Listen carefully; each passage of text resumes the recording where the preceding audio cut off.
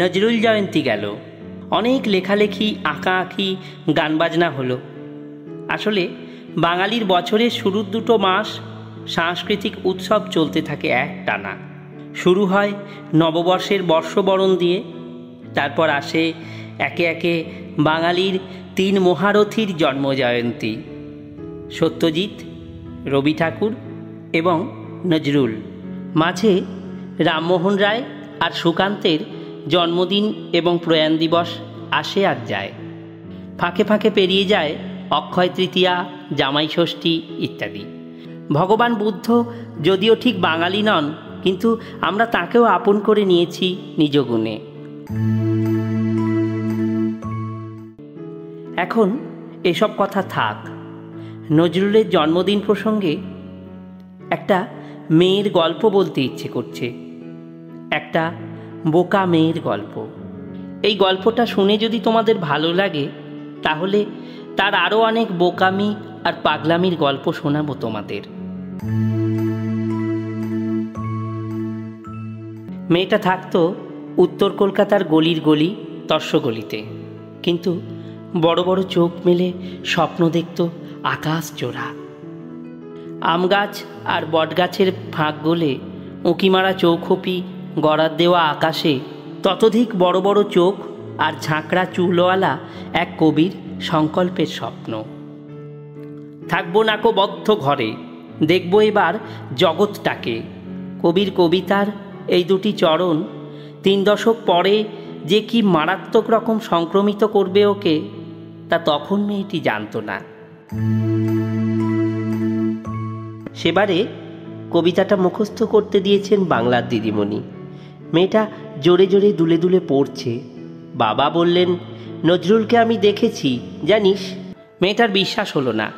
ওইসব পড়ার বইয়ের কবি টবি কি সত্যিকারের মানুষ নাকি? অবিশ্বাসী চোখ নিয়ে তাকালো বাবার দিকে। বাবা আবার বললেন, পাশের পাড়ার শেষের থেকে 5 নম্বর বাড়িটাই তো নজরুলের। শেষের দিকে পাগল পাগল হয়ে গিয়েছিলেন। ঘোলাটে হলদে চোখ, জানালার ধারে বসে থাকতেন সব সময়। পাড়ার ছেলে ছোকরালা পিছনে লাগত। মেয়েটার কিছুতেই বিশ্বাস হলো না যে কবি লিখতে পারে, বিশ্ব জগৎ দেখব আমি আপন হাতের মুঠোয় পড়ে।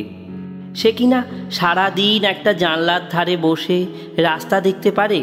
যা, বাবা বাজে কথা বলছে। ঘাট তুলে ঋণঋণে গলায় মেয়েটি দাবি জানালো, কই তাহলে আজ বিকেলে আমাকে নিয়ে গিয়ে সেই জানলাটা দেখাও।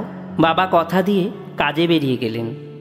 যথারীতি বিকেলবেলা 2 মুঠোয় বাবা আর জাতুতো দাদার হাত ধরে মেয়েটা দেখতে চলল নজরুলের জানলা। ওমা, তাই তো, বাবা তো মিথ্যে কথা বলেনি।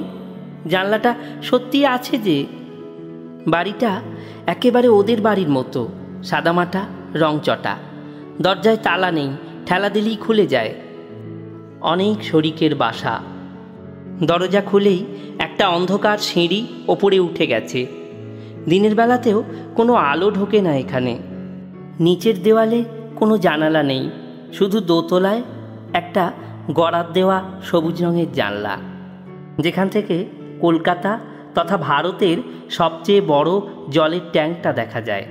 দেওয়ালের বাইরে একটা কালো ক্ষয়ে যাওয়া বোর্ড কাত হয়ে ঝুলছে, যেখানে সাদা চক দিয়ে লেখা, কল্যাণী কাজী, অরিন্দম কাজী। এরপর আরও অবাক কাণ্ড।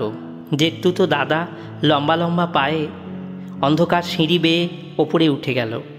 মেয়েটাও হাতড়ে হাতড়ে সিঁড়ি চড়তে লাগলো দাদাকে অনুসরণ করে। অদম্য কৌতূহলে মেয়েটার গলা শুকিয়ে গেছে। ওখানে এখনও কি সেই সুন্দর চোখের কবি বসে আছে? দরজা খুললেন খুব সুন্দরী সাজগোজ করা একজন মহিলা। বহু বছর পরে এর হাত থেকেই মাধ্যমিকে আঞ্চলিক প্রথম হওয়ার পুরস্কার নেবে মেয়েটা, কিন্তু তখন তো সেসব জানা নেই। মেয়েটা ঘরে ঢুকে এদিক ওদিক খুঁজল, কবিকে কোথাও দেখা যায় কি না। না, কবি নেই, তবে কবির অনেক ছবি আছে দেওয়ালে। গিটার হাতে আরেক দাদা ঘর থেকে বেরোলো। সে নাকি কবির নাতি, মেয়েটার দাদার বন্ধু। ওই মহিলা দাদাকে জিজ্ঞাসা করলেন, ও কি আবৃত্তি শিখবে? তাহলে নাম লিখিয়ে যাও। মেয়েটার কেমন যেন অস্বস্তি হতে থাকে। এরা যে বড্ড সাধারণ। কিছুতেই ও ঝাঁকড়া চুল আর দীঘল চোখওয়ালা সেই স্বপ্নের কবির সাথে এই সাদামাটা রংচটা বাড়িটাকে মেলাতে পারে না। কবিকে না দেখতে পেয়ে মেয়েটা ছুটে নেমে আসে নিচে, আর কোনোদিন যায়নি ওই বাড়িটার ভিতরে। তবে আগামী 10 বছর প্রত্যেক দিন আসা যাওয়ার ফাঁকে একবার তাকিয়ে দেখেছে সেই সবুজ গড়ার দেওয়া জানলাটা। প্রত্যেক বাড়ি একটা শিহরণ খেলে গেছে মেয়েটা শির দাঁড়াবে। মনে হয়েছে কে যেন ওর কানে কানে বলছে, আমার সীমার বাঁধন টুটে 10 দিকেতে পড়ব লুটে, পাতাল ফুঁড়ে নামব নিচে, উঠব আবার আকাশ ফুঁড়ে।